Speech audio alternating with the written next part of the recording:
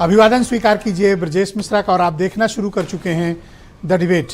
बहनों भाइयों, उत्तर प्रदेश सरकार का वक्फ बोर्ड भूमाफिया है और ये बात यूपी के मुख्यमंत्री ने आज खुले मंच से कही है। और उत्तर प्रदेश में वक्फ बोर्ड के नाम पर बड़े पैमाने पर ज़मीन कब्जाने का खेल चल रहा है और इस पर कार्रवाई करने की भी बात यूपी के चीफ मिनिस्टर ने कही है। वो भी तब जब वक्फ में बदलाव का एक्ट बनने वाला हो, जेपीसी बना दी गई हो भारत की संसद में के लिए, इसमें कानून बनाने के लिए। उस बीच यूपी के चीफ मिनिस्टर का ये स्टेटमेंट बहुत गंभीर और महत्वपूर्ण है। आज चर्चा हम इसी विषय की करने वाले हैं। बहनों भाई, उत्तर प्रदेश के मुख्यमंत्री योगी आदित्यनाथ ने आज कुंभ मेला में एक कार्यक्रम के दौरान बड़ी खुली बात कही। उन्होंने कहा कि ये जो वक्फ बोर्ड है ये भूमाफिया है और ये भूमाफियाओं की तरह काम कर रहा है, ज़मीन कब्जाने का काम करता है। और ऐसा नहीं कि वक्फ बोर्ड कोई प्राइवेट बॉडी हो, ये गवर्नमेंट की बॉडी है, उत्तर प्रदेश की सरकार का हिस्सा है। अगर ये भूमाफिया है तो ये बहुत ही गंभीर बात है और इस बारे में व्यापक जांच होनी चाहिए कि कौन कौन सी ज़मीनें वक्फ बोर्ड के पास कब्जे में हैं, वो चाहे सुन्नी वक्फ बोर्ड हो या फिर शिया वक्फ बोर्ड। वैसे इनकी कई सीबीआई जांचें इस वक्फ बोर्ड के ज़मीन घोटाले की पहले से चलती चली आ रही हैं, जिसमें कई लोग इसमें आरोपी भी पाए गए हैं। कईयों के खिलाफ सीबीआई ने एफआईआर भी दर्ज कर रखी है, जिसमें वसीम रिजवी भी सम्मिलित हैं। लेकिन बहनों भाइयों, ये वक्फ बोर्ड ही खुद भूमाफिया है, ये लोगों को इल्हाम नहीं था। ये पहली बार पता चला कि वक्फ बोर्ड खुद भूमाफिया बना हुआ है। इसके पीछे के कारण क्या हैं, चर्चाएं क्या हैं, इशूज़ क्या हैं, इन सारे मुद्दों पर हम आज खुलकर डिबेट में चर्चा भी करेंगे, बात भी करेंगे और समझेंगे भी। लेकिन दरअसल क्या है पूरा मामला और वक्फ बोर्ड को ऐसा हम क्यों कह रहे हैं कि ये भूमाफिया है, ये ज़मीन कब्जाने का खेल करता है। ये आरोप जब यूपी के मुख्यमंत्री की तरफ से आए तो ज़्यादा गंभीर बात होती है। ये कोई सामान्य व्यक्ति ने नहीं बल्कि एक राज्य के मुखिया ने आरोप लगाया है। उत्तर प्रदेश में लैंड बैंक के मामले में वक्फ बोर्ड सबसे धनी अथॉरिटी के तौर पर है। इनके पास बहुत जायदाद, बड़ी प्रॉपर्टीज है। उन प्रॉपर्टीज के दुरुपयोग की शिकायतें बहुत आती रहती हैं। 3-4 जिलों में तो बड़े कुख्यात हैं ये बोर्ड, लखनऊ में, वाराणसी में, प्रयागराज में, मेरठ में, गाजीपुर में, कई जगहों पर इनका बड़ा कब्जा है। तो ये वक्फ बोर्ड के बहाने क्या वाकई में कोई एक बड़ा मुद्दा है या फिर इसे राजनीति के घेरे में लाने की कोशिश है।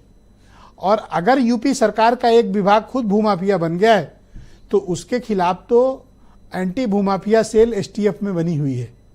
तो अब तक इस वक्फ बोर्ड के खिलाफ मुख्यमंत्री का जब ये स्टेटमेंट आ गया तो अब तक इन पर छापे भी पड़ने चाहिए थी और वक्फ बोर्ड के अधिकारियों पर एफआईआर भी होनी चाहिए थी और इन्हें जेल भी भेजा जाना चाहिए, क्योंकि ये बात चीफ मिनिस्टर ने कही है। लिहाजा हम इसको सही मानते हैं कि राज्य के मुखिया के पास सही जानकारी होगी।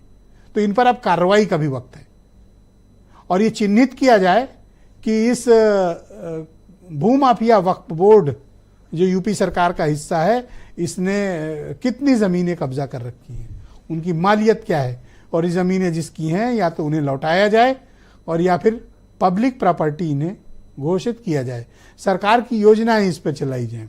और या फिर ये आरोप राजनीतिक हैं और वोट लेने के लिए, वोटर्स के कंसोलिडेशन के लिए, दोनों में से एक बात निश्चित सही होगी।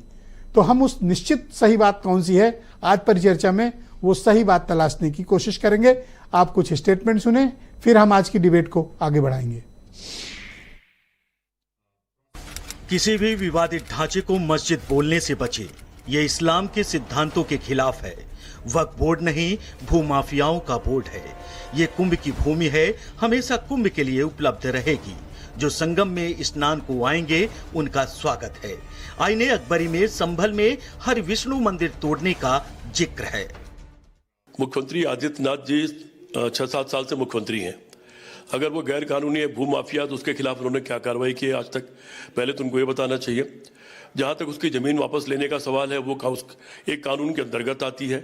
उस जमीन का क्या प्रयोग होगा या नहीं प्रयोग होगा वो भी उस कानून के अंतर्गत ही तय होगा, उसके कोई नियम तय है। तो वो नियम करें। मुख्यमंत्री जी बोलते ज्यादा है, करते कम है, बड़ा मुश्किल ही है। अगर आपको लगता है कि वक्फ बोर्ड भूमाफिया की तरह काम कर रहा है तो आपके पास जरूर डाटा होगा कि अवैध रूप से वक्फ बोर्ड के लोगों ने जमीन कब्जा कर रखी होगी। उत्तर प्रदेश में कुछ लोग ऐसे हैं जिन्होंने पार्कों पर भी भूमाफिया की तरह कब्जा करके अपनी दुकान चलाने का काम कर रहे हैं। और अगर आप कल तक ये वक्तव्य नहीं दे पाते हैं तो मैं ये समझूंगा आप शुद्ध रूप से राजनीति करते हैं।